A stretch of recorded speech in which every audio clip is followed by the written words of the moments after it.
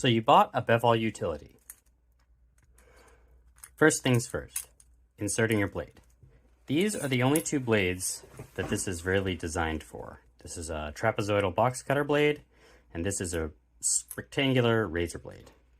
Now you can use ceramic versions of these, and it should work just fine. Make sure that you don't see the screw sticking out through the slot that the blade goes. You want to make sure that it's far enough out that it's not going to obstruct that slot. We'll start with the box cutter blade. Very carefully, line up the tip of the blade with the slot and gently slide it in. Then, fasten down your set screw. It should not move much. This is the angle set screw. I've actually used a little bit of a silver Sharpie here and marked these indicators. The long indicators are 0 degrees in the vertical position and 45 degrees in the angled positions.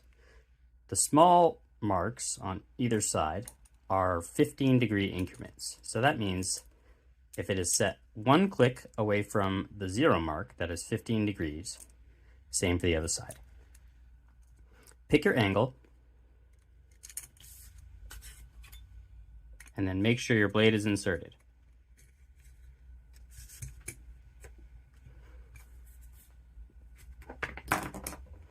Make sure that the blade is contacting or pushing into the cutting surface a small amount.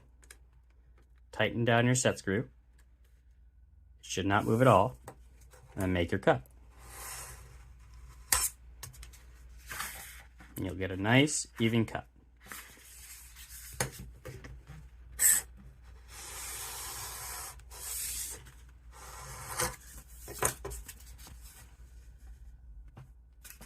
For the razor blade, this is going to be a similar process. Place your tool onto your surface and put the blade into the slot. Tighten down your set screw temporarily. The blade should not move. Harder materials like Sintra work well with razor blades and box cutter blades. Set your blade depth and then pull. You should get a nice clean cut. The same applies for if you're pushing. I'm going to push the blade this time. Simply make sure that you're providing some downward pressure and a steady push forward. Also, make sure that your blades are sharp.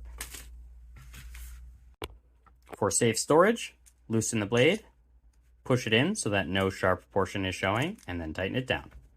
That's how to use your Bevall utility. Stay weird, everyone. Rock it out.